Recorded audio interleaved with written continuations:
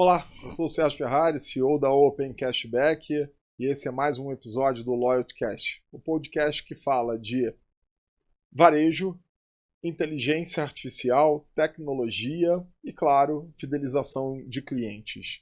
E antes da gente começar, se esse tipo de conteúdo faz sentido para você, aproveita e compartilha, deixa o seu like e segue o nosso canal lá no YouTube. Assim você ajuda a levar essa conversa para ainda mais profissionais do mercado. Hoje eu tenho o prazer de conversar com uma referência nacional quando o assunto é comportamento consumidor e inteligência do varejo.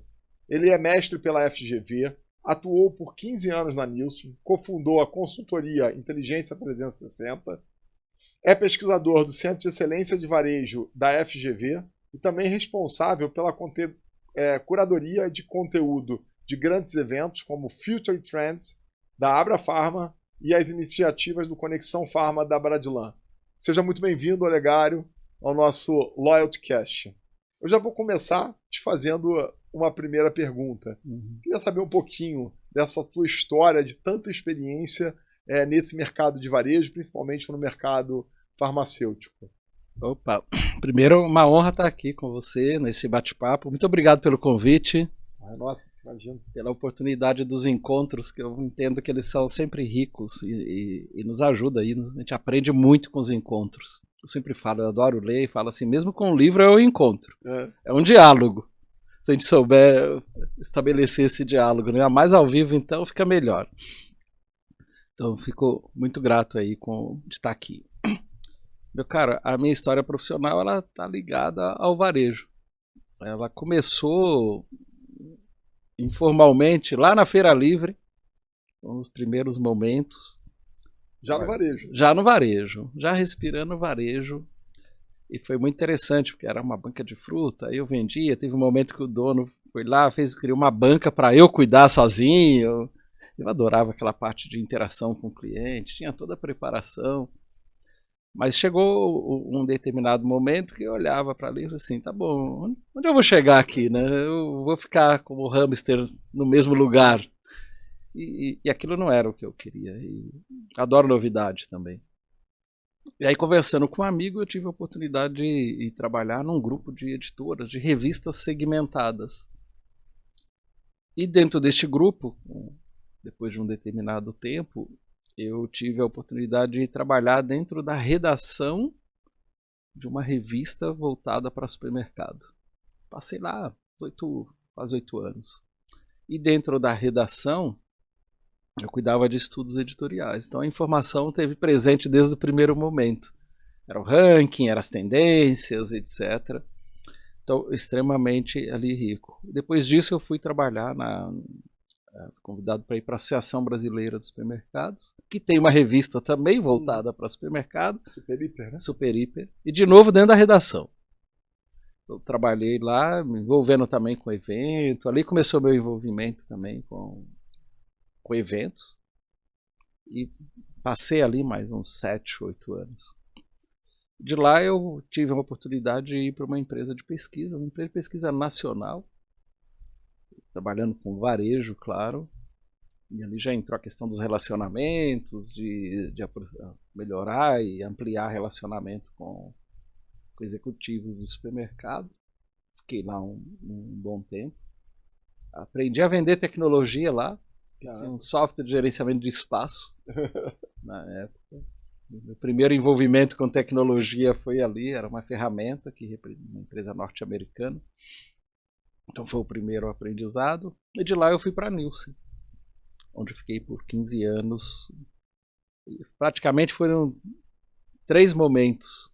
5 anos praticamente como key account, cuidando de uma única conta, estruturando, sempre voltado para o uso da informação, análise da informação. Depois gerente nacional, aí com um time mais amplo, e por fim diretor, também quase 5 anos. Saí e fui fazer mestrado acadêmico, lógico, voltado para varejo. Varejo está na veia já. E de lá eu tive um convite para continuar lá no Centro de Excelência em Varejo, onde eu continuo.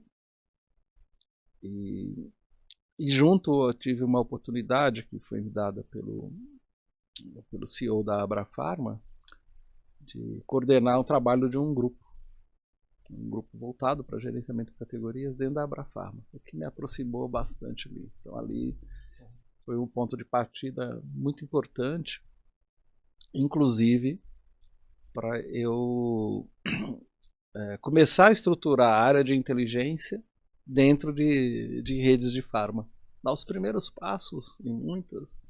Alguns continuam clientes até hoje, estou falando de 2015, estamos 10 anos, continuam clientes. Sinal que está sendo bom. Sinal que está sendo bom, está avançando. Continuo aí como clientes, em determinados projetos eu acabo indo e voltando. Então por aí passa a minha história. E aí isso também se juntou com a curadoria, que acabou sendo construída por este conhecimento. Tem a visão ali que o mestrado ajuda, amplia muito a visão e junto essa oportunidade com a Abrafarma. Eu estou envolvido ali com a curadoria já há bons anos já. E no meio do caminho também a Abradilan também chamou. Claro, já tinha um relacionamento anterior, que nesse caso a Nielsen abriu muitas portas, que era fazer palestras nesses eventos também, né? Então eu já conhecia os eventos, público, enfim, já tinha uma proximidade com todos ali. Legal. E como você monta essa curadoria desses eventos, desses conteúdos? Né? Porque tanto para a Abradilan como a Abrafarma, né? O público quer entender o que está acontecendo, como é que eles podem melhorar. Como é que você faz essa seleção e curadoria para esses eventos? Tá. Acho que tem umas coisas muito interessantes que estou me lembrando agora. Um deles o que as pessoas esperam de um evento. Então, uma delas, assim, quais são as novidades? Aliás, os brasileiros, isso com base em estudos, são os que mais gostam de novidade. Independente do uso que faz dela, mas gosta. Então, assim, a primeira pergunta é: o que está acontecendo? O que vem por aí? Então, entender tudo isto é muito importante para a empresa, como é que ela se mantém relevante para os clientes. Porque não vamos esquecer, o cliente é que paga a conta, né? Então, o cliente final lá que está indo no ponto de venda, o shopper, como alguns preferem. Então, nós estamos falando de, assim, como é que eu vou me manter relevante para esses clientes? O primeiro ponto nosso é olhar para isso, o que está acontecendo ao redor do mundo e que vai impactar no comportamento dos clientes e vai impactar na operação, na rentabilidade, etc. Então, esse é um olhar. Isso é um resultado de um trabalho em equipe. Não tem, se alguém falar que sozinho tem todas as verdades, não existe. Então, esse é o primeiro passo da gente identificar. E a gente também tem um cuidado, é trazer o que vem por aí, esse futuro que já chegou e está mal distribuído, mas ao mesmo tempo que a gente faz isso, tá bom, como é que coloca isso em prática? Vou trazer o exemplo, daria o teu próprio exemplo aqui, né, Sérgio, que você teve com a gente lá na Abradilan, e o teu conteúdo refletiu isto. O conteúdo refletiu para nós o que estava acontecendo do ponto de vista de fidelidade, de cashback, etc., no mercado norte-americano, que é uma referência para todos, em termos de marketing, a competitividade ali é ferrenha, então, o que estava acontecendo ali, e por outro lado, o que a empresa pode fazer na prática, né? Então, o teu conteúdo, por exemplo, ele foi riquíssimo nesse sentido, assim, olha, o cenário é este, é como se abrisse uma cortina e fala, é isso que está acontecendo. Né? Mas tá bom, mas e no meu dia a dia? Como é que eu levo isso? Como é a minha realidade? Como é que eu aplico? Então a preocupação nossa sempre, o ponto de atenção, é trazer sim conceitos, mas que sejam aplicáveis, quer dizer, que eu tragam pode ser um problema, uma oportunidade que está aí, e por vezes no dia, na correria do varejo, os executivos não estão atentando para aquilo, mas assim, realmente é consistente? Então tem alguém aqui falando disso, mas assim, como é que eu coloco em prática? Como é que eu faço acontecer? Como é que eu levo isso para o dia a dia?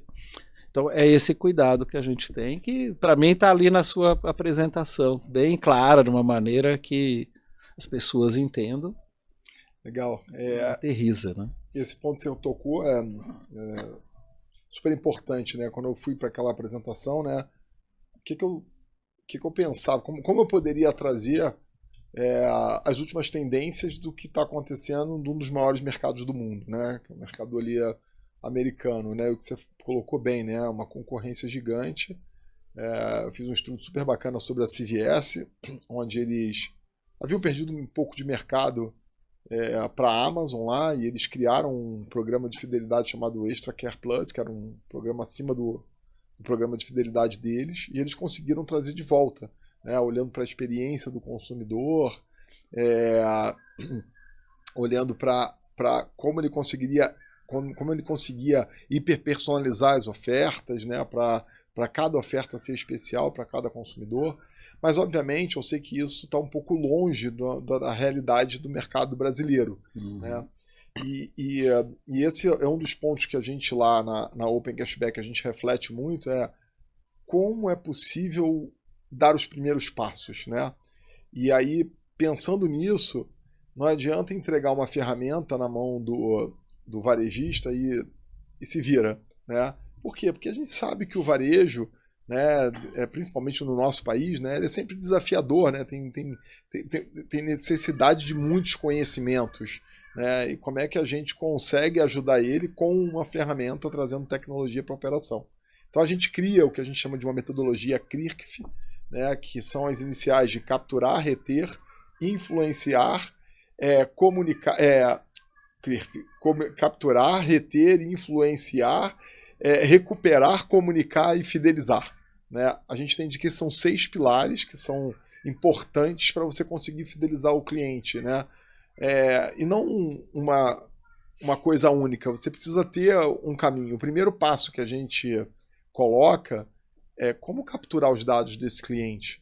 Né? Como eu consigo identificar esse cliente na próxima compra? O que eu faço com esses dados? Né? Como eu retenho o cliente? Como eu consigo influenciá-lo? Se ele deixou de comprar, como eu trago ele de volta? Né? Como eu comunico para ele? A comunicação é algo que é muito importante, né? No varejo. Você só fala com o teu cliente quando ele compra. Depois você só vai falar com ele de novo quando ele voltar a comprar. O que você faz no meio do caminho? Então, por isso que a gente olha para todos os pilares com muito cuidado. E o primeiro passo, como você gosta de colocar, foi o primeiro passo que a gente percebeu, né? Como eu capturo esse dado? Como eu trago esse cliente para minha base? Como eu vou identificar ele? Né? São os processos. Mas antes dos processos, a gente sabe que também tem desafios, né? Que eu até gostaria que você falasse um pouquinho sobre esses desafios. Porque, por exemplo, tecnologia. Não é todo mundo que detém a tecnologia, não é todo mundo que está pronto e preparado para isso. Tem muita gente que, às vezes, coloca ferramentas de CRM, por exemplo, e muitas vezes não sabe o que consegue, né? Qual é o potencial dessa ferramenta. Às vezes contrata uma ferramenta poderosa, mas não consegue usar. Né? Então, queria que você falasse um pouquinho sobre isso, dessa importância do step by step, né? Como eu começo até chegar no ponto que eu desejo chegar. Perfeito.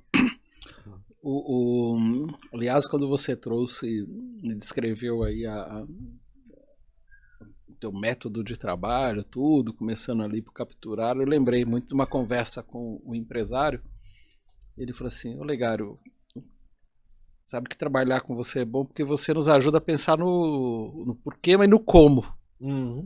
Porque tem hora que a gente vai e vem alguém vender uma solução, mas só fala ali da solução, mas não, a gente tem hora que fala assim: será que eu consigo fazer isso acontecer? E olha, eu tô falando de um empresário que tem um discernimento excelente, pensa, é estratégico, e mesmo assim ele fala assim: tem hora que chega, a gente não fica preso, porque vem, fala da ferramenta e para nisto, independente de qual seja. Porque no dia a dia, esses empresários, que muitos são o próprio presidente, CEO da empresa ali, estão numa correria muito grande e não consegue conectar todos esses pontos. Então, esse já vem o primeiro ponto. Não consegue porque não tem a competência, a questão do tempo, né? Que é o desafio das agendas. Mas quando ele vai passar isso para frente, ele acaba passando por uma atividade. As pessoas não têm a visão do todo. E a gente, com isso, vai se distanciando da razão de ser, né? Que tem 2 pontos para mim. Como eu me mantenho relevante para o meu cliente, como eu mantenho meu negócio sustentável. Quem paga a conta é o cliente, então eu preciso desse cliente, preciso ser relevante para ele escolher comprar comigo e não com o outro. Então, este é o primeiro ponto ali. Então, aí eu costumo normalmente discutir para contextualizar assim, qual é a sua missão? Onde você está hoje? O que você se compromete em entregar para o cliente, que é diferente da concorrência? Então, quando ele aterriza, resgata isto, a gente vai vendo aonde se encaixa.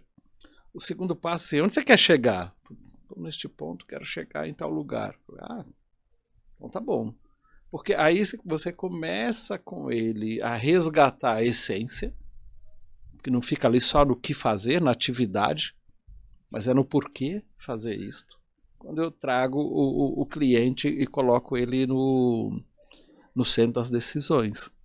Claro que eu vou pegar estou falando aqui de uma empresa que tem uma missão, visão, valores claros que são operacionalizados, não é aquela missão e visão que só está no quadro bonito. Quando você vai para o dia a dia, as pessoas não entendem. Isso traz o porquê. E hoje ela é essencial, especialmente com a geração Z. Que é, assim, qual o sentido disso? Por que eu vou me envolver nisso? Claro que a gente vai além com propósito, mas aqui para o nosso dia a dia, eu contextualizo. Porque só vem atividade, as pessoas podem olhar primeiro, é impossível.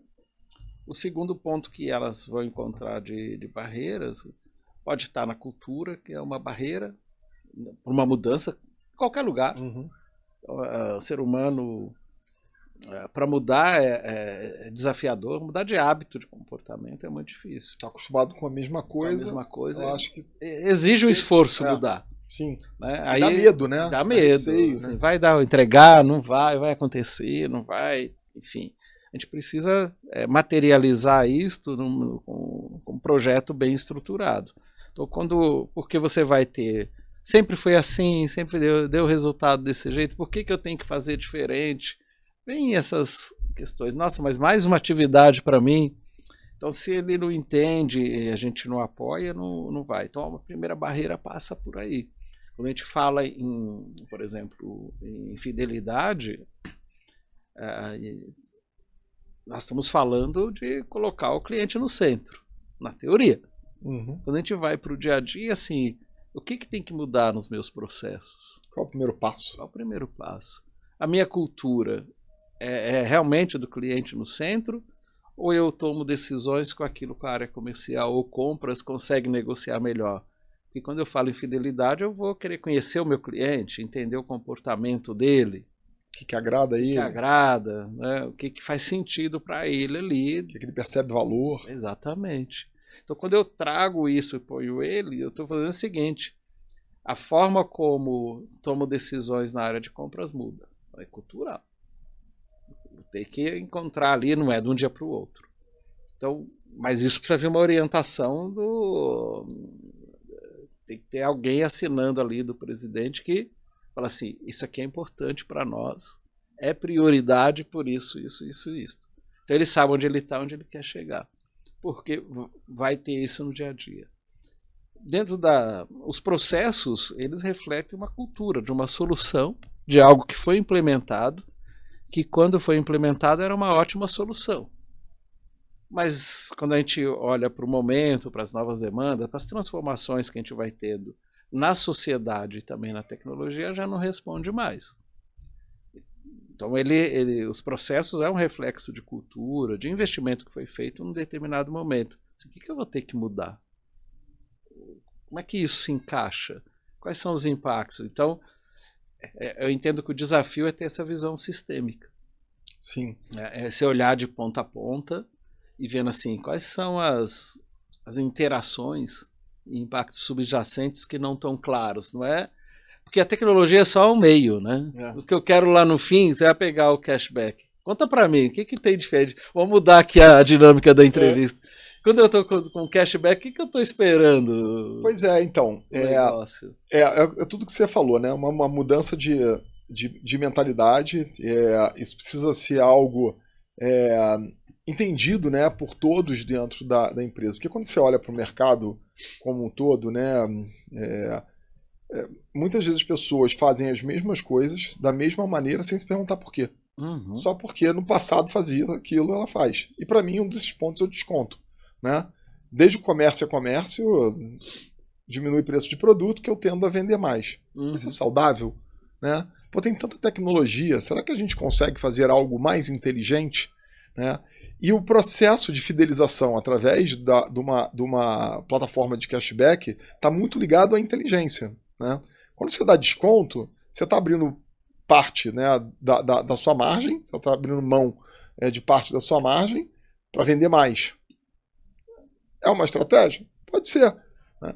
Mas será que eu conseguiria capturar mais oportunidades, já que eu estou disposto a abrir mão dessa margem? E o cashback faz isso. Porque o cashback não é um desconto no ato da compra. Ele está ligado a uma compra futura. E essa compra futura precisa ser estratégica também. Ela precisa talvez ter um prazo de validade menor do que o cliente voltaria se ele fosse voltar, né? Então, se a média de uma empresa, o cliente volta a cada 6 meses, por exemplo, se eu colocar 2 meses e ele voltar em 2 meses, eu posso determinar que essa venda é uma venda que não aconteceria. Então, consequentemente, eu estou aumentando o ticket médio desse consumidor.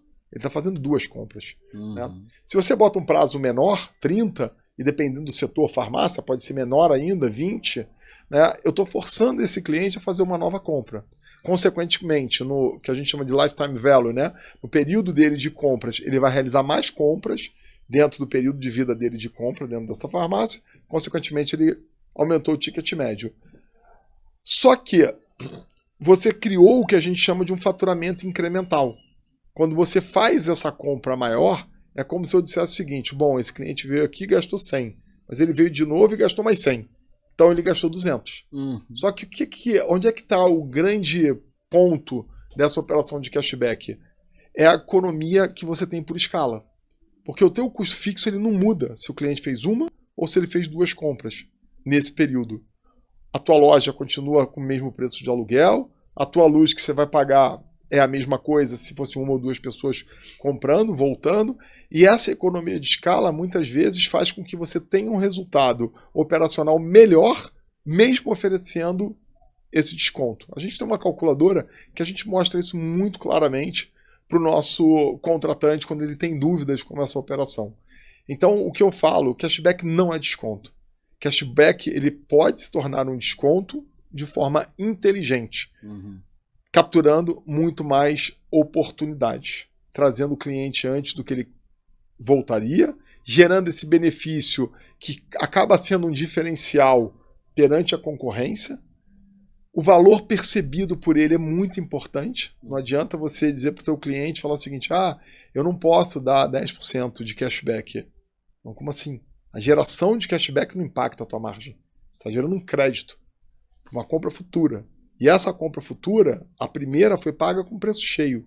Só na segunda que ele vai usar. Então você dilui o desconto ofertado nas 2 compras. Então tem uma série de vantagens. Eu falei algumas básicas aqui. Se deixar eu falando, eu vou ficar horas e aí vai mudar a entrevista. Mas tem muita oportunidade a ser trabalhada. Por isso que a gente diz que é uma fidelidade inteligente, né? E, obviamente, fidelidade ou lealdade, ela não é um único fator. Não é achar que você vai contratar uma ferramenta e que da noite para o dia esses resultados vão aparecer. Ela é um processo, ela leva um período de tempo, tanto que a gente fala que é em torno de 3 a 4 meses para você começar a perceber os resultados, que é o que a gente visualiza com os nossos contratantes. Então existe um período de tempo ali e, obviamente, fazendo a metodologia, seguindo as nossas orientações, isso vai acontecer. E, óbvio, precisa ter um bom atendimento, né? A lealdade está ligada a isso tudo. Ter um bom atendimento, uma boa entrega, um bom relacionamento com o teu consumidor, se possível ter experiências que agradem ele, né? Como eu falei na minha própria apresentação lá, as coisas que a CVS hoje realiza, elas realizam eventos em lojas específicas para atrair o público para irem, por exemplo, uma sessão de maquiagem, ensinar a mulher a maquiar. Né? Ela vai na loja, ela acaba adquirindo o produto, ela fica satisfeita, porque foi um evento que ela foi convidada. Então, lealdade está ligada a isso tudo. A Open Cashback é uma das ferramentas que ajudam a gerar essa fidelidade de forma estratégica com o consumidor. Então, você trouxe pontos aí importantes. Primeiro, que nós falar sobre desconto. E é algo que eu acabo falando bastante no dia a dia e escutando também dos desafios dos profissionais todas as áreas, seja ele está lá na supervisão, regional de loja, em compras, no marketing, que é 2 perguntas que você colocou de uma outra forma. Mas a minha leitura é assim, como é que eu aumento frequência e aumento ticket médio? É isso, né? Porque esse valor do cliente ao longo do tempo, e eu particularmente, a palavra é isso que é usado, a fidelidade, mas para mim é o seguinte, como é que eu construo relacionamento com esse cliente? Exatamente. Esse para mim é o ponto. E como é que eu faço esse relacionamento ter interações mais frequentes? De novo, é sobre isso, é um cliente frequente, eu construí um relacionamento com ele. Mas se eu trabalhar com a média, eu vou atender esse cliente? Não. Também vem outra coisa na cultura do varejo, que é pela dinâmica, e funcionou, mas cada dia entrega menos, que é tratar todo mundo pela média. Porque quando você fala assim, não, mas vamos fazer algo para a pessoa voltar e comprar, eu tenho que olhar para aquela oferta que você está me dando e falar assim, não, vale a pena ir lá de novo. Assim, tudo bem, eu não tenho economia agora, eu vou ter lá na frente, mas eu quero voltar lá. Então faz sentido. Eu vou ter uma boa experiência. Eu coloco isso debaixo de um guarda-chuva, né? Resultado é a soma de todos os esforços. Não é achar que uma área de CRM, enfim, que nome que tenha dentro da organização, que é a bala de prata que resolveu. Não.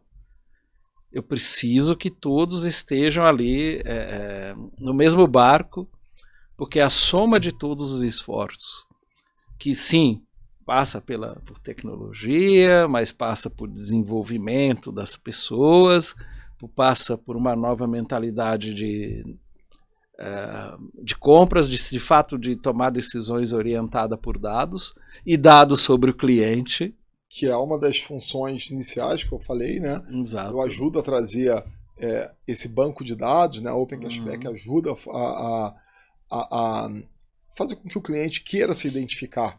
Né? Porque por que ele se identifica? Não é uma obrigação. Ele se identifica porque ele recebe o benefício. Sim. Porque ele percebe valor, então eu quero. E isso vai ajudar na decisão de escolha dele. A gente sabe que o consumidor é o mais poderoso no momento de compra. Tem muito mais opções hoje é um clique, né, no smartphone. E o que vai fazer ele optar pela minha marca? Né?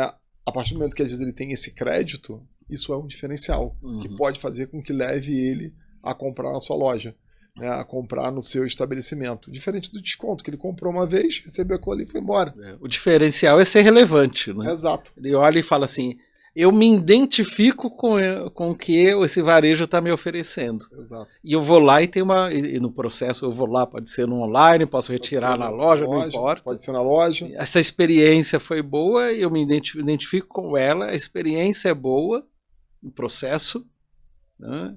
E a empresa, o varejo, está cumprindo o que promete na entrega para ele, assim, quero voltar lá. Além disso, eu tenho um crédito aqui que eu recebi da compra passada para gastar, e provavelmente vou ganhar um outro novamente. Né? Então isso ele começa a perceber. Se retroalimenta. Né? Exatamente. E isso faz com que ele comece a retornar. Até que o dia ele vai falar o seguinte, não vou olhar para outra ali, porque aqui para mim tá ótimo. Né? Eu não vou nem... Ali tá R$5 mais barato. Tudo bem, aqui eu tenho 3 para usar, eu vou ganhar mais 2. Para mim, estou satisfeito com essa experiência. Então é nisso que a gente acredita, uma fidelização inteligente. E, novamente, fidelização não é algo único, ele é multifatorial. Né? Foi tudo que você colocou e a plataforma também vai colaborar. É um meio que facilita para isso acontecer em grande escala. Exatamente. E detalhe, né? Um grande escala customizado. Exato. No mínimo, né? Para não falar que é personalizado, mas no mínimo customizado para grupos de clientes. Exato. Porque nada pior do que eu receber um e-mail marketing lá de fralda infantil, por exemplo. Não faz o menor sentido eu receber aquilo. Exato. Eu não presto atenção nem na mensagem. A gente tem um cliente, é muito interessante, também tem uma equipe por trás cuidando disso, e quando a gente chegou e foi conversar com eles, eles não utilizavam cashback na geração de cashback nas fraldas. E aí a gente questionou, mas por quê? Né? A gente faz sempre reuniões mensais de performance para entender como a gente poderia, trazendo provocações, né? Entendendo números, dados. E aí a gente perguntou, mas por que não gera na fralda? Não, porque a fralda, a margem é baixa. Eu falei, ok, mas quando você gera o cashback, você não tem impacto nenhum na sua margem. Você está gerando um crédito que é um incentivo para ele retornar, né? Mas tudo bem, mas ele é recorrente, ele compra a fralda, ele volta para comprar a fralda de novo. Então ele vai usar na fralda. Eu falei, não, mas você pode, aí vem a personalização, você pode bloquear o resgate na fralda. Ele pode resgatar em outros produtos, menos na fralda. Aí falou, bom, isso é interessante, porque pode aumentar o meu carrinho, ele vai acabar, e não deu outra. Então a gente gerou fralda nesse cliente concorrente, nesse cliente recorrente, e o que aconteceu? A gente aumentou o ticket médio. Por quê? Porque ele tinha um crédito para gastar, e ele comprava fralda. Então ele acabou falando assim, não, eu não quero perder esse valor. O que eu posso comprar aqui na loja? E aí teve aumento de venda de chocolate, que o cliente começou a botar o chocolate junto com a fralda. Então são dados que a gente vai entendendo junto com os nossos contratantes que vão impactando no aumento, por exemplo, nesse que eu citei, no aumento do ticket médio, aumento de produtos dentro do carrinho, né? Mas quando você olha também para o prazo de validade, que aí está ligado com a frequência que você falou, o prazo de validade é estratégico. Como eu trago esse cara um pouquinho, esse consumidor um pouquinho antes do que ele voltaria, né? Se você fizer que ele volte a cada 20 dias, vamos supor que ele voltasse a 30, que ele volte a cada 20, a gente está dizendo que você ganhou 10 dias de espaço ali. Se você botar isso em 12 meses, a gente está falando em 120 dias, é isso? Seriam 120 dias. Ou seja, provavelmente ele vai realizar mais uma, duas, talvez até 3 compras no ano. Então você está aumentando o ticket médio desse consumidor. Então muitas vezes a gente olha para uma operação, para uma única venda, né? Mas se eu começar a olhar para o cliente como um todo, como eu posso fazer com que esse cliente gaste mais? E a gente sabe que o bolso do cliente é único. Então, determinado, se ele percebe valor, ele percebe que aquilo ali gera algum benefício para ele, será que ele vai deixar de fazer uma compra que ele talvez fizesse no supermercado, na sua farmácia? Será que ele vai consumir o chocolate, que não é um local comum de consumir o chocolate, na farmácia? Você está aumentando o ticket médio do teu consumidor sem ter nenhum gasto extra a mais, porque os teus custos fixos, como eu falei, eles acabam sendo diluídos, eles são os mesmos. Então, isso transforma em resultado. Eu fiz alguns comentários e você agregou aqui esse ponto, que é assim, como é que eu tenho essa visão 360 do todo, desse ser humano, porque a gente chama cliente, fica muito impessoal, né? Nós estamos falando de um ser humano que tem necessidades, tem desejos também, todos nós. Então como é que eu atendo melhor? Do lado do varejo, o idem, que eu quero aumentar a frequência e ticket médio. Porque como é que a gente cresce como empresa? Ou eu abro mais lojas, certo? Posso expandir com mais loja, com mais ponto de venda. Cada dia é mais difícil, mais caro. Eu trago mais clientes para minha loja. E o outro caminho para eu crescer é fazer com que esse cliente que eu já tenho aumente a frequência e aumente o ticket médio dele. E aí pode entregar uma solução. Te ouvindo, eu fui lembrando, a gente vai lembrando de algumas histórias muito interessantes. A Nielsen tem um painel de domicílios, chama HomeScan, que é o comportamento do consumidor no lar mesmo, o que ele está comprando. E a gente começava olhando, por exemplo, em higiene oral, os hábitos que esse consumidor tinha, de quanto em quanto tempo ele trocava escova de dente. Muito acima daquilo que é o ideal. Então, esse era um lado. Mas ele tem o hábito do enxaguatório, ele tem o hábito do fio, da fita dental. Então, e do creme dental. Quando eu começo a juntar, eu começo a pensar assim, que solução que eu entrego para o meu cliente?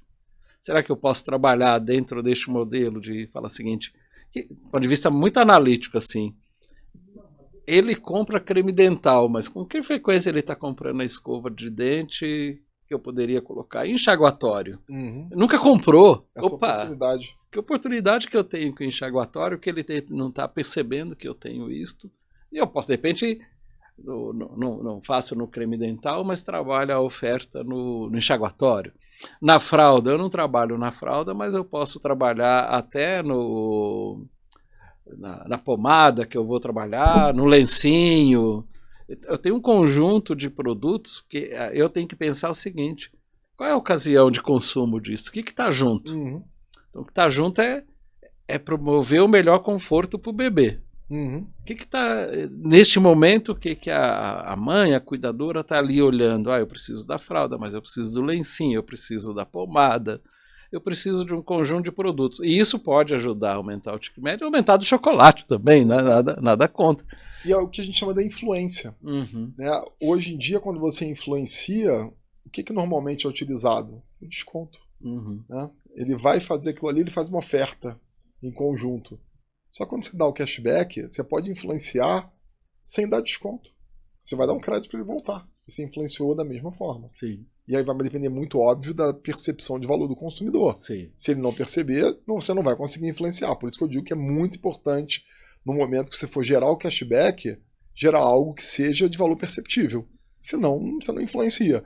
Agora, se você consegue isso, eu garanto para vocês, o impacto na margem é muito menor do que o desconto. Mas muito mesmo. A gente olha operações lá, na nossa média, a gente está falando de 2%. Eu tenho farmácia hoje, grande, uma das grandes redes do país, que o impacto está girando em torno de 1,9%, 2% de desconto, com uma estratégia de cashback. Se você transformasse isso em desconto, provavelmente esse desconto seria muito maior, o impacto seria muito maior. Muito maior porque ele é massivo. Exato. Para todo mundo. Então, não tem um ticket médio alto aumentado, porque o cliente não precisa voltar. Porque eu posso estar atraindo só o caçador de promoção. Exato. E o meu cliente que vem frequentemente, eu não estou tratando dele. Exatamente. Eu não estou cuidando do cliente, de fato. Exatamente. Mas do caçador de promoções, sim, ele está vindo e comprando a promoção, que ela está ali massiva para todo mundo, mas não é focada. Exato. Mas você traz duas coisas para mim, assim, quando a gente está aqui conversando, vem duas coisas muito claras, Ferrari. Uma mudança de cultura que, primeiro, eu não posso mais tomar decisões pela média, não cabe mais. Eu faço igual para todo mundo, para todas as lojas, tudo igual. Então isso não funciona para todos os clientes. Sim. Não funciona. Não funciona mais. Se você olhar ainda assim, funciona. Tem o mesmo resultado? Não. Por vezes eu tenho acompanhado casos que é frustrante. Então, o segundo aspecto que eu vejo importante nisso é não tomar decisões pela média e tomar decisões orientadas por dados. Claro, eu não consigo fazer isso manualmente, é humanamente impossível hoje com o volume de coisas, com a complexidade. Mas hoje a tecnologia já tem um meio que facilita muito. Exato. É preparar essa comunicação, porque quando você traz esse processo que está ali, no modelo, aliás, como é que é? CRIF. Capturar, reter, influenciar, recuperar, comunicar e fidelizar. Porque nós estamos, o que está por detrás para mim desse acrônimo que você traz, tem estratégia, então tem que ter clareza de meu cliente, o que eu quero ser para quem, que é a minha marca. Eu digo primeiro começa pelo objetivo. Pelo objetivo. O que a empresa quer. Você falou, onde eu quero chegar? Onde eu quero chegar. Onde eu estou? A gente traça as estratégias. Exato. Onde eu estou, onde eu quero chegar e qual caminho que eu preciso percorrer para chegar lá, como um ponto de partida. Mas aí eu, de fato, preciso colocar o cliente no centro. Então, é uma mudança cultural muito grande que a gente está falando aqui, que trabalha alguns pontos. Eu não vou trabalhar a mesma comunicação idêntica para todos os clientes, mesmo que seja o grupo. Mas é diferente o jeito que eu aqui com meus 60 e pouco me comunico na minha linguagem, que vai ser diferente daquela mãe o pai de 20 e poucos anos. É o step by step que a gente fala, né?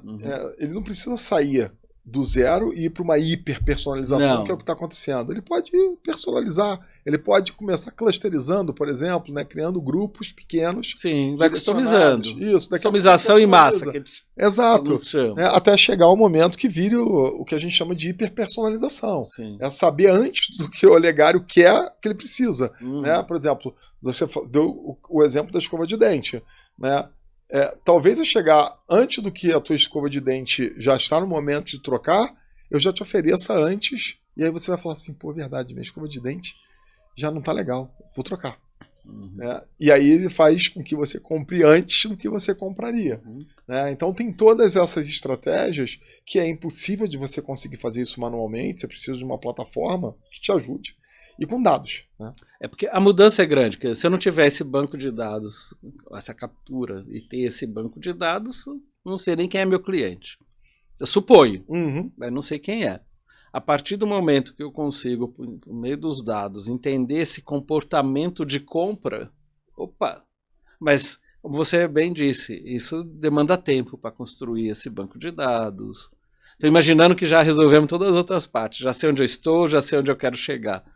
Mas mesmo esse banco de dados, eu preciso de tempo, ele precisa ficar consistente, preciso garantir que eu estou coletando as informações certas. E a equipe está treinada. A equipe está preparada para poder capturar. Que não vai ser de um dia para o outro, ela vai se preparando.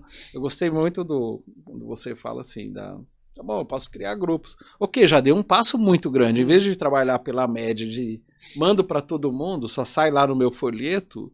Opa, aqui não, aqui eu tenho a oportunidade de mandar para grupos, pessoas que faz sentido aquele conteúdo. Aí junto também trabalho a comunicação. A forma de eu mandar essa mensagem, o canal, pode ser diferente. Eu lembro que eu trabalhei com uma empresa que a gente usou o CRM como estratégia para barrar a entrada de um concorrente numa determinada cidade, mas depois estava claro para a gente, numa ação que a gente foi fazer, que o perfil dos clientes, como, por exemplo, acessava, usava e respondia em rede social era diferente de um lugar para outro. A empresa estava em 2 estados. Era completamente diferente. Então você falou, opa, aqui eu trabalho de um jeito, aqui do outro. E medindo. Não é medir mesmo, é observar pelos dados o comportamento e ver assim, por onde eu vou. Exato. Mas ela precisa se preparar, né? Porque nós estamos falando da gente cumprir o que promete lá na entrega, porque isso afeta a confiança, né? Exato. A gente diz que na Open a gente consegue ajudar as pessoas desde o primeiro momento, né? E quando eu falei de objetivo, porque são objetivos diferentes. Eu tenho uma empresa que contratou a gente simplesmente para começar a capturar dados. Ela nunca tinha identificado um cliente, nunca tinha capturado um dado. Falei, cara, não sei quem compra aqui. Então eles começaram só com esse objetivo. Ele não tinha o objetivo de crescer faturamento. Não, ele queria... Por quê? Porque a gente está entrando na era da inteligência artificial. Né? E a era da inteligência artificial, o alimento da inteligência artificial são dados. Se você quer hiperpersonalizar alguma coisa, chegar num momento e conseguir prever, né, como eu falei da história da escova de dente, que você precisa antes do que você percebe que você precisa, é só com os dados. Só com os dados. E quem não deu esse passo ainda está muito para trás. Está muito para trás. Então, a gente está num momento que é fundamental começar a preparar o seu campo para poder você, no futuro, ter alguma coisa com inteligência artificial. Se você não fizer isso e no momento que você quiser, eu preciso usar a inteligência artificial, que está todo mundo usando, eles estão ganhando o mercado que era meu. O tempo que você vai levar para construir isso é muito longo. Então, é o step by step. E o outro detalhe, não abandone no caminho. Né? Muitas vezes as pessoas começam a executar alguma coisa e daqui a pouco largam no caminho e não continuam. Não vai chegar a lugar Disciplina. nenhum. É como eu entrar num táxi e falar, me leva para o aeroporto, aí você chega no meio do caminho, não, agora eu quero ir para a rodoviária. Não, agora eu quero ir para o porto. Para onde é que você vai? Lugar nenhum, você não saiu de lugar nenhum. Não, agora eu vou esperar, vou ver o que vai acontecer. Você não foi em lugar nenhum. Então, foi o que você falou, de onde eu quero chegar, como eu vou chegar até lá, step by step, e siga o seu caminho. Exatamente. Sem parar. Os resultados vão aparecer e eles vão chegar. Essencial, né? Saber onde eu estou, onde eu quero chegar, e aí sim, né? O que, o porquê. É preparar a equipe mais do que para a atividade, ela entender o porquê e por que essa atividade, essa iniciativa, na realidade, por que ela é relevante. E para mim, eu estava te ouvindo, me veio aqui que eu costumo brincar um pouco com AC/DC, mas não é da banda. Eu brinco o seguinte, o mundo mudou muito antes da Covid e no pós-Covid. Né? Então eu brinco com AC/DC nessa linha. Antes da Covid? O pós-Covid, né? Porque esse momento, ele marca primeiro... Antes se falava muito, não, mas as pessoas assim ainda não estão digitalizadas. Não. O momento da pandemia foi um momento que nos forçou a digitalizar, independente de faixa etária, de tudo. Esse é um ponto. O segundo, que a gente está aí, quando a gente olha para o ciclo de vida dos clientes, etc., né? Em termos demográficos, a gente já tem aí uma presença muito forte dos chamados nativos digitais. Então eles já estão representando aí algo 20 e poucos por cento da população e muitos já no mercado de trabalho. Aliás, já começa a ter como aprendiz a geração alfa, nasceu em 2010 ali. Nativos digitais estão lá no comecinho dos anos 90 e tal. Já nasceram com a tecnologia. Então nós estamos falando dos novos clientes com hábitos completamente diferentes. Como é que eu vou ser relevante para alguém que nasceu dentro do videogame, nasceu dentro do e-commerce, navegando na internet? E quando eu olho agora, assim, já convivendo com a inteligência artificial ali, tudo muito personalizado. E detalhe, né? Já faz parte, né? Para ele já é natural, né? Não é uma discussão. Não, e detalhe, né, Olegário? A gente está escutando que outros canais vão começar a vender medicamentos. Então você imagina quando uma Amazon, um Mercado Livre começar a vender medicamento. Uhum. Será que as pessoas estão atentas a isso? Porque estamos falando de algo que impactou, por exemplo, o mercado americano. O estudo da CVS que eu falei para você aqui mais cedo tomou 30% da CVS. Mas e você trouxe um ponto muito interessante. Mesmo no mercado farma, estava vendo um dado da IQVIA, no começo de ano, que o digital, aí o digital no conceito mais amplo, pode ser o WhatsApp, enfim, redes sociais e o e-commerce propriamente dito, já representando, na média, quase 20% dos negócios. Quando eu falo 20, com certeza tem alguém que está muito acima e tem gente que ainda está com zero, que é esse que ainda está ali pensando, vou, não vou. Exato. Né? Mas tem gente que já está surfando. Exato. Porque você imagina com logística, né? Eu vou precisar de um remédio. O cara hoje tem empresas entregando no mesmo dia. Mesmo dia. Como que compete com a farmácia, né? Como compete com o preço, né? O tamanho que esse cara adquire, né? A inteligência que ele tem por trás, a quantidade de tecnologia. A Amazon, ela nesse exato momento, 40% das vendas dela são representadas por inteligências artificiais. São mais de 80 algoritmos hiperpersonalizando produtos. Quem comprou isso, compra aquilo. Isso que você citou agora, eles fazem isso automaticamente. Quem comprou isso, compra aquilo. Então, se o cara comprou, por exemplo, a escova de dente, certamente ele vai precisar do fio dental, certamente ele vai precisar, talvez, da pasta, do enxaguante, como você colocou, né, da fralda, do lencinho, por aí vai. Então eles vão casando essa venda e vão trazendo para dentro dele. A experiência é boa, recebi em casa, preço mais barato. Então, eu acho que tem um desafio grande aí das médias e grandes redes, se esses players começarem a entrar no mercado e venderem medicamentos também. Então, aí eu trago para aqui o desafio humano.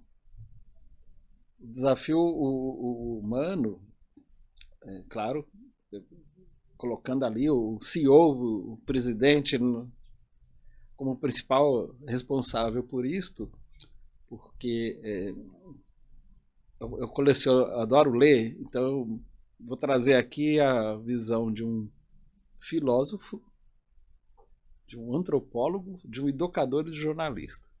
Né? E os quatro em livros, eles falam a mesma coisa. Tem um descompasso muito claro entre a velocidade da mudança e a gente de acompanhar.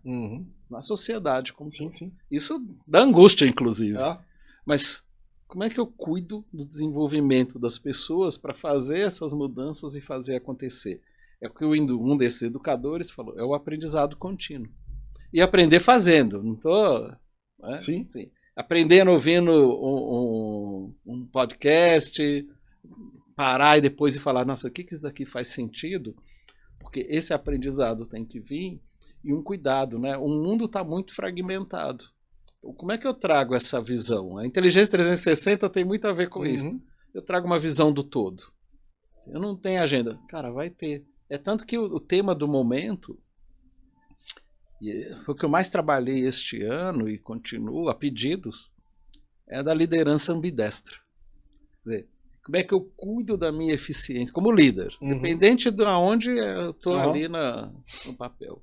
Como é que eu cuido do meu curto prazo, da eficiência, da sobrevivência, sim, mas como é que eu olho para frente? O que eu trago? Então, quando eu olho para este caminho, pelo que você trouxe, assim, você trouxe isso de maneira muito clara, assim, como é que eu posso usar a tecnologia de uma maneira personalizada para fazer com que esse cliente volte, que é o desconto, né, mais para frente, desconto inteligente. Exato. Como é que eu trago esse cliente para ele vir mais e aumento o ticket médio dele num contexto que esse cliente tem muitas opções e tem muitos caminhos. Mas as pessoas precisam se preparar, porque se elas ficarem ali apagando incêndio o tempo todo, elas não fazem. E eu questiono muito, porque é uma metáfora muito usada no varejo. Não, eu estou apagando incêndio. Só que o bombeiro ele não passa a maior parte do tempo apagando incêndio. Ele treina. E ele está preparado para apagar o incêndio, por vezes usando novas tecnologias. Se ele não treinar e o incêndio ficar maior, ele não vai conseguir dar. Ele não vai conseguir. Tem uma metáfora muito usada em psicologia, que é também um momento e é com bombeiro, inclusive, que fala o seguinte: estava num incêndio muito grande e era uma questão de sobrevivência, mas teve bombeiro que não conseguiu largar a mochila, que já fazia parte daquilo, que são os nossos hábitos. Está tão arraigado e morreu. As empresas também, se a gente não aprender de olhar para frente e falar o seguinte: o que eu preciso fazer diferente? Que hábitos que eu tenho que não estão me entregando o resultado que a gente precisa fazer diferente, a gente precisa mudar. Exato. Então, por isso que eu acho o papel do líder, desse olhar para frente, de trazer e falar assim, tem que fazer coisas diferentes. E os próprios profissionais, né, Olegário?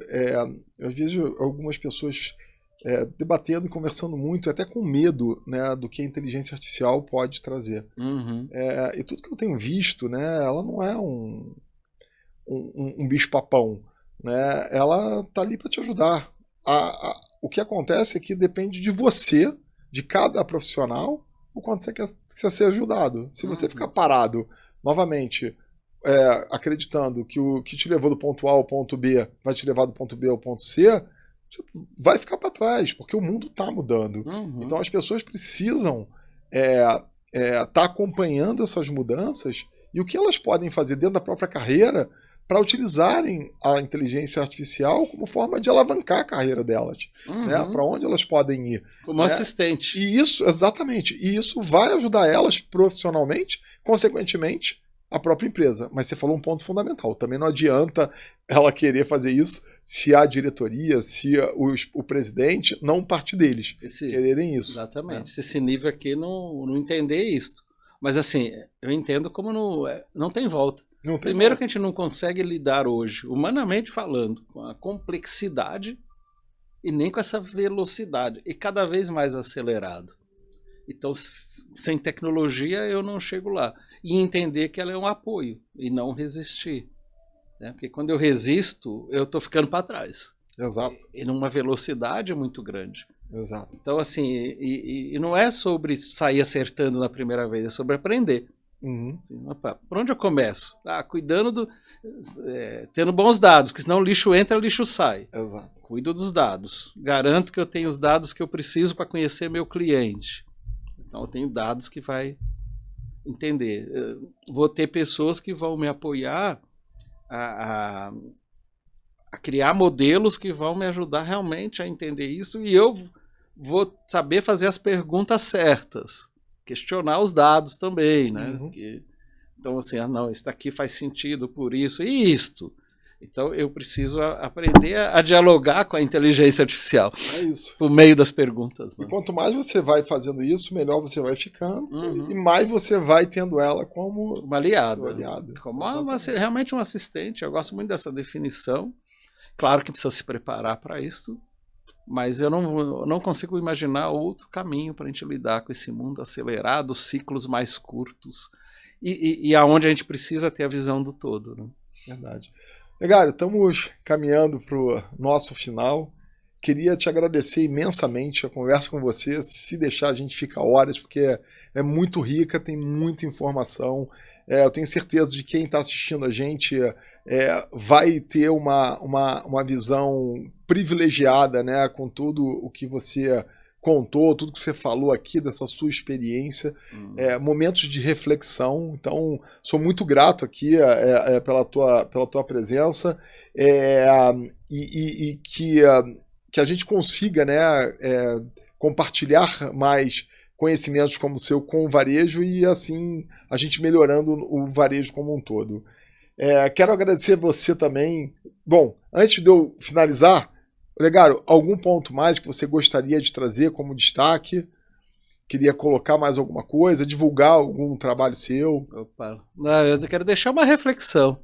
Informação sem ação é ilusão, né? Se esse conteúdo fez sentido para você, te tocou, né, olha para ele o seguinte: o que eu tenho que fazer? Onde eu estou? Quando eu olho para a realidade pessoal e também dentro da empresa. Onde se pode chegar? E aí começar a estruturar um plano, porque um planejamento não é sobre o futuro, é sobre decisões presentes que vai impactar o teu futuro, né, da pessoa e da empresa. Então é traduzir tudo isso num plano de ação. Poxa, que ótimo, muito valioso. E quero agradecer, né, a todos vocês que nos assistiram. Espero que tenham gostado. Se gostou, dá uma comentada lá. Se tem alguma sugestão também, comente, né? Compartilha, deixe o seu like e siga o nosso canal LoyaltyCast lá no canal da Open Cashback no YouTube. E quem puder me seguir na rede social, Sérgio Ferrari 3 no Instagram e Sérgio Ferrari no LinkedIn. Até a próxima e muito obrigado por mais esse LoyaltyCast. Obrigado, Olegário. Prazer estar aqui, espero que tenha sido bom para você. Um abraço.